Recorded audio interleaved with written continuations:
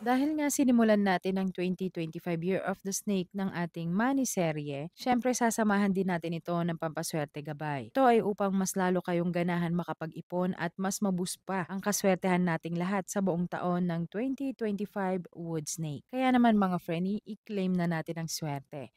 Swerte ako, swerte ako, swerte ako. Papasukin ang swerte sa ating buhay at gawin masigla ang bawat araw.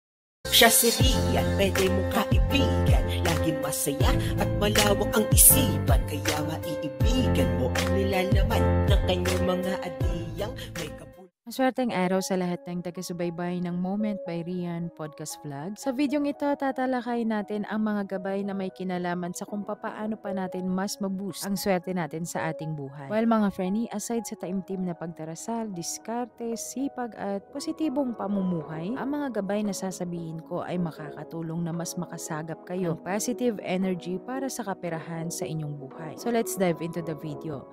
Narito ang 25 tips and tricks to attract luck in life. Number 1, Moon Magic. Isa sa pinaka-rule sa mga ritualang ginagawa nyo ay ang tinatawag na Moon Magic, kung saan kadalasan may buwan dapat isagawa ang money luck spells and ritual nyo. Dahil mga friendly, ang power and energy ng buwan ay malakas, lalo na sa mga wishes na ginagawa nyo o gusto nyong makuha o matupad. Number 2, Lucky Charms. Hindi na debatable to mga friendly, dahil anumang Lucky Charms na bitbit nyo ay makakatulong mas mapaboost ang swerte nyo sa inyong buhay, sa inyong kaperahan. Kahit anong charms pwede. Even ang alam nyo at ramdam nyong mahalaga sa inyo, pwede yan. 4-leaf clover at rabbit's foots ang dalawang pinaka-helpful sa fortune luck. Kaya kung may mga anik-anik kayong gamit, huwag nyong kalimutan isaba ang dalawang nabanggit ko as your anik-anik. Number 3, Candle Magic. Kamakailan lamang ay nagbahagi ako ng ritual na kandila. Hanapin nyo na lang sa mga latest upload natin yan or weeks ago. Ang kandila na ritual ay isa sa pinakamabisa na ginagawa sa mga kahilingan o mga nais matupad. Preferably ang kulay ng green, yellow, or gold color para sa wealth and success. Number 4, Herbs and Spices. Makailang ulit na ako nagpapaalala na malaki ang ginagampanan ng mga herbs and spices when it comes to witchery. Ang mga yan nakakatulong sa mga ritualan like basil o dahon ng laurel, cinnamon stick, lavender, chamomile, etc. etc. Ito ay nagpro-promote ng good energy and good fortune. Number 5, gemstone or crystals. Ang paggamit o pagsusuot ng mga ganitong bagay mga friendly ay malaking tulong sa pangkalahatan. Protection, luck, and abundance ang mga enerhiya na meron ang mga ito, including citrine, amethyst, jade, at quartz. Number 6, Witchery Dream Board or simply as visualization notes. Remember this rule mga friendly, anong iniisip mo ay siyang naa-attract mo. So think positive. Kailangan mo magkaroon ng daily board para mas makafocus ka at mas maging positibo ka sa araw-araw na magawa mo ang goal mo. Number 7, affirmation. Ito napakalaking papel neto sa ating buhay. Kailangan lahat ng lumalabas sa ating bibig is puro positibo lang. Like araw-araw mong sabihin, aangat ka sa buhay, yayaman ka, mayaman ka. Lagi mong sasabihin yan, mayaman ka, may pera ka. This is to set your mind at makaka-attract ka ng luck and positive energy. Number 8, written draw symbol of luck. Kung babalikan nyo ang mga nagdaang aralin natin, lagi akong nagbabahagi ng mga simbolo o numero na mas makakaboost pa ng swerte nyo. Yung mga yan mga friendly, mabisa yan, lalo pat sasamahan nyo ng buong pangalan nyo. Ilagay nyo po yan sa ilalim ng una nyo or sa pocket nyo o gumamit kayo ng tinatawag na fire and air element ritual. Naibahagi ko na yan before, balikan nyo na lang ang ibang aralin natin. Number 9, ancestor. Ito yung mga namayapa na mahal natin sa buhay na kung minsan huwag nating kalimutan isama sa ating mga dasal. Pwede nyo sabihin din sa kanila na gabayan kayo ng maayos para sa tamang pamumuhay. Powerful yan mga friendly, trust me. Number 10, divination. Pwede kayong gumamit ng tarot card, yes or no ball, or anything na may kinalaman sa tanong nyo. Ito ay tinatawag na divination. Maigi din ito para mas malaman nyo ang dapat nyong gawin, kung saan kayo magfo-focus na energy or kung saan ba ang kulang. Number 11, spell.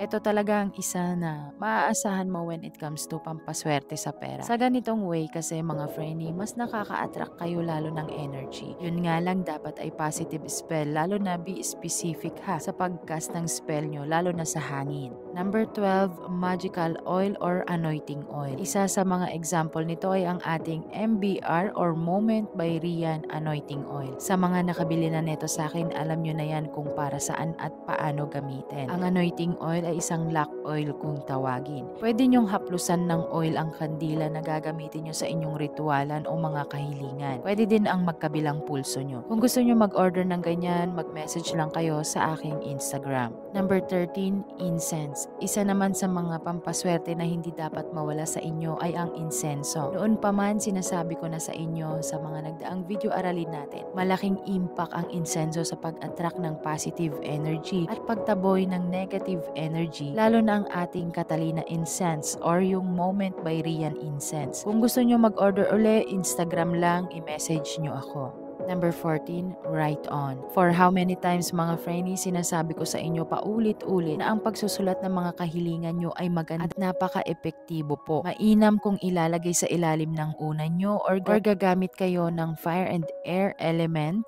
which is ang pagsunog at ihip ng abo sa hangin. Number 15, practice gratitude.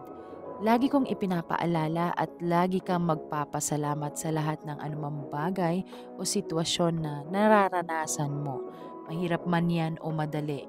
Okay? Nag-a-attract din ang ganitong pag-uugali ng positive energy. Number 16, lucky colors. Mga friendly, makailang ulit ko nang sinabi na ang paggamit ng mga masiswerteng kulay ay nakakatulong magpa-boost ng positive energy at good fortune. Number 17, numbers or numerology. Ito ay ang paggamit ng mga lucky numbers or lucky color combination like 7 or 11 to attract positive energy, lalo na sa negosyo, trabaho o pera. May mga iilan din tayong video aralin about pero sa mga susunod na mga aralin mga friendly, bibigyan natin ng karagdagang kaalaman ang patungkol dito. Number 18, planet. Ginagamit natin yung planet method na yan, lalo na when it comes to astrology reading. Ang mga movement ng mga planeta including Jupiter and Venus. Number 19, declutter. Isa sa pinakamahalagang bahagi ng pag-attract ng swerte is to declutter. Move or rearrange ang mga gamit nyo sa tahanan nyo, lalo na kung alam nyo may stuck energy ang bawat bagay o direksyon sa tahanan nyo. Number 20, daily rituals. Practice daily rituals mga friendly. Yung pagsindi ng kandila sa altar nyo, yung pagsasabi ng mga kahilingan nyo, yung mga prayers nyo, malaki pong tulong yan, nakaka-attract po yan ng positive energy, good fortune, hindi lang sa buhay nyo, kundi doon sa mismong tahanan ninyo.